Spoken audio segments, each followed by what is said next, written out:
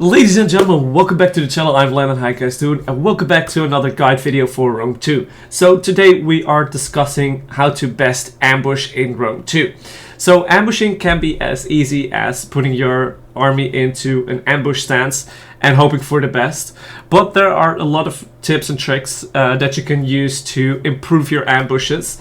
So let's get into the game and see what we're talking about. So before I go into anything, if you did learn something new from this video, be sure to leave a like, give me a comment what you learned new, and if you have any things that I may have missed, and by all means do subscribe to the channel as well. So like I said, the easiest thing you can do is put your army somewhere and put them into an ambush stance. And I want to get over this like fairly quickly because you probably all know what this is. But you need at least 50% of your movement to get into ambush stance.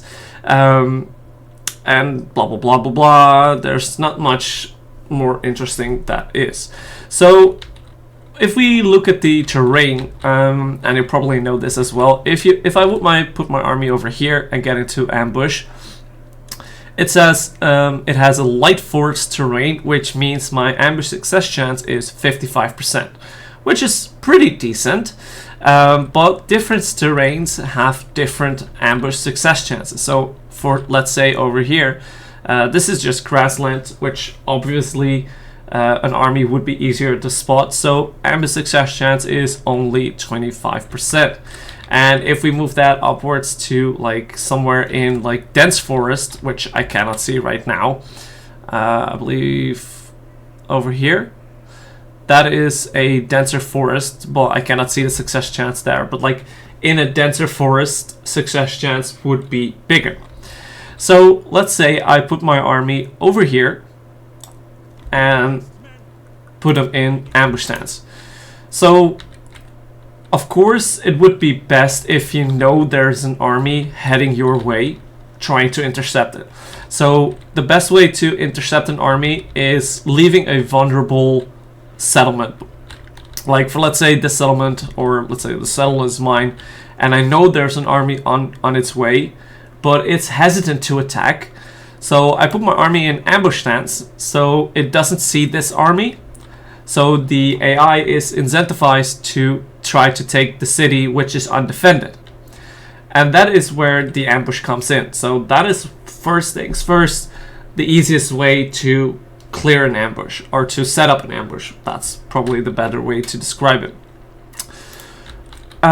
If you don't have a soft target available, like a settlement or something, but you know there's a big army that you cannot face just by your army, there is something that you can do, which I know it's called, I don't know, I call it an ambush bait. Like, bait the enemy army into an ambush.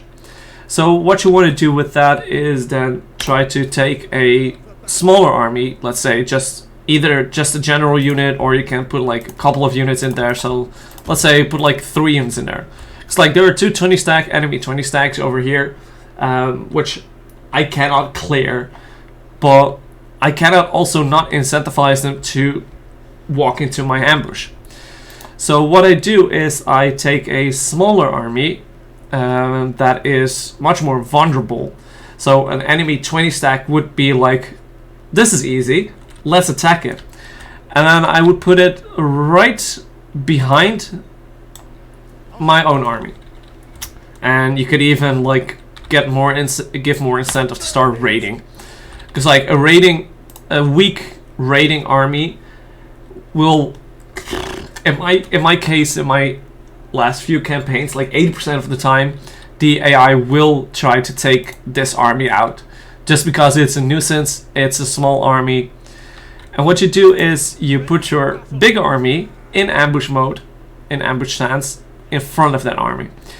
And that means if they try to attack this army, they walk into here, and there's a bigger chance that they will get ambushed than when they just would attack this army. So with that being said, that is something of the biggest and the best ideas you can do to set up your ambushes and to get more success of your ambushes. So with that being said, I think there's a couple of things more you could try, but on the top of my head, these are the most important things. What you also can do, like if you don't really necessarily need the ambush, but you just want to bait an army in, is you can put them in front. So it might not be an ambush, but your bit larger army will be the reinforcements of this. And I know this is less useful than this, but it might have its uses sometimes. So with the campaign aspect mostly figured out, let's go towards the battlefield and how to set up your own ambush, either in attack or defense. So I'll see you guys on the battle map. Okay, so here we are on the battle map where I set up a random ambush. So how to deal with this sort of situation? And what you want to do is you want to take a good look at the enemy army, what it's fielding.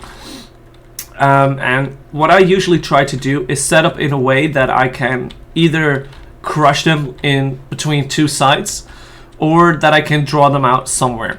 So over here, like, I really find it annoying that we can't draw anymore. That's really sad. But over here, these two cav units are some heavy cav units, so they could easily take out all these skirmishers and a couple of these eastern spearmen without being too much of a problem. So that means that 3 of those units are like all offline in a matter of seconds, which means all their missiles are gone. Over here I have some extra cav that can pour in, and on this side as well. So I probably want to either target the couple of the hillmen and maybe the horse archers to put them out of commission as well. They have a lot of Persian cav and knights over here, so I put my heavy infantry as my spears on each side, so I can assess which way they're gonna go. If they go towards my spears can hold for a little while because these are light infantry, but my Praetorians will be able to like straight try to rear charge them and pin them down, which would mean the Persian cav and the Royal Cataphracts are not going to be of full use. And with the missile support as well, tried missile support on both sides, so either one of the sides is hitting them in the back, which is causing more morale penalties. Also, most of the time you have at least 1 or 2 of these fireballs. They can be really interesting and really fun to use, but in my experience they always are pretty like underwhelming. That is, I think, the best word for it. So you need to dedicate a unit to it to like put them on fire. So you have a unit less that can straight go into the ambush. But we're gonna try, and I'm just gonna quickly show you. So those guys need to fire. You go over there. You go over there. You target those guys. You target those guys. And the burning balls, like, they can be pretty underwhelming. Although, if they hit, they also do hit your own troops, so be careful of that. So in this case, it was not the best idea to put them over here. Although we did kill like 50 noble spears with the burning balls, so they can be good, but they can be pretty underwhelming as well. And as you can see, the battle always turns into a pretty much chaotic battle, so don't worry about using a little bit of slow motion or the pause button to like get a lay of the land and see where everything is. So, and that is also my biggest advice if you're being ambushed. I have 2 or 3 little tips for when you're being ambushed. One is always keep track of enemy armies on the campaign map, so you know what is around you. So if you get ambushed, you might have a little idea on what kind of army is ambushing you, so you already know what kind of units you have to face. And the second part is, when you get ambushed, be sure once the ambush starts, because you don't have the option to set up your troops, so my troops would be set up as the Persians were here.